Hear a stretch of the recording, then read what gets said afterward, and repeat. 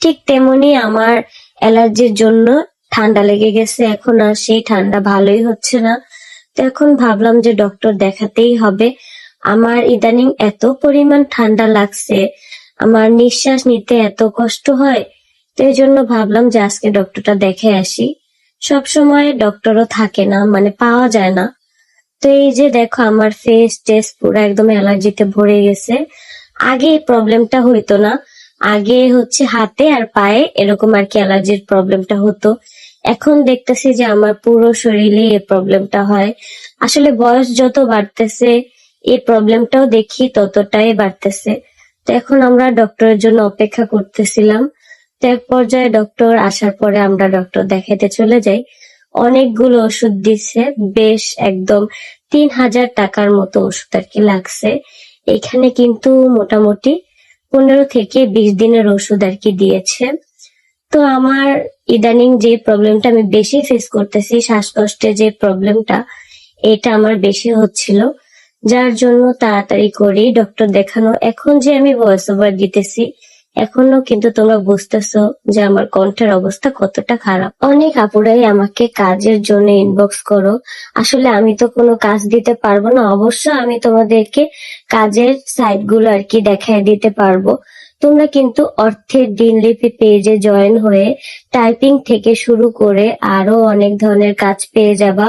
তোমরা কিন্তু ঘরে বসে থেকেই মান্থলি 10,000 থেকে একদম 1 লাখ টাকা পর্যন্ত ইনকাম করতে পারবা, যদি ধৈর্য ধরে কাজ করো। কুইন্স অফ গোপালগঞ্জ গ্রুপে জয়েন হলে তোমরা দেখতে পারবা অসংখ্য আপুদের রিভিউ, যারা এই পর্যন্ত কি কি কাজ করে উপার্জন করছে সবকিছুই কিন্তু তোমরা এখানে নিজের চোখে দেখতে পারবা। তারপরে তোমরা বুঝে শুনে যেই কাজটা তোমার পছন্দ হবে সেটাই কিন্তু নিতে পারবা।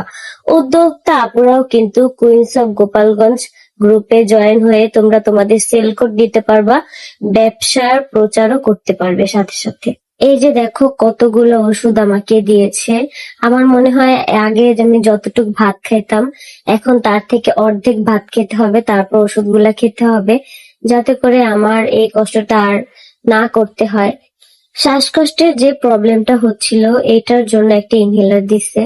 এই ইনহেলারটা আমাকে দীর্ঘদিন ব্যবহার করতে হবে যদি আমি এইটার থেকে একদম ভালোভাবে মুক্তি পেতে চাই। এই ইনহেলারটার দামও ছিল আনুমানিক 1200 টাকার কাছাকাছি। আসলে আমার এক্সাক্ট ইয়াটা নাই, মানে মনে নাই। তো এটা আমি একটা নিলে 60 বার ব্যবহার করতে পারবো। তো এটা আমি এখনই আর কি নিয়ে নিছি। এটা প্রথমেই কম পাওয়ার একটা দিছে, আমার কখনো এটা ব্যবহার করা লাগে নাই, এই প্রথম এবার আর কি দেওয়া হয়েছে। তো এই যে এই ওষুধগুলো আমি দেখতেছিলাম কখন কোনটা খেতে হবে। আসলে আমাদের যখন মানে শরীর অসুস্থ থাকে তখন দেখা যায় কি আজে বাজে অনেক কিছুই মনে পড়ে, অনেক কিছু মানে ভালো লাগে না। আসলে শরীর ভালো না থাকলে মন কখনোই ভালো থাকে না। তো এই জন্য আমি সবাইকে বলবো যে নিজের শরীরের দিকে আগে যত্ন নাও, যাতে করে শরীরটা ভালো থাকে, তাহলে দেখবে অটোমেটিক মনও ভালো থাকবে। এইদিকে দেখলাম আয়াস আমার আব্বুর সাথে বসে বসে টিভি দেখতেছে।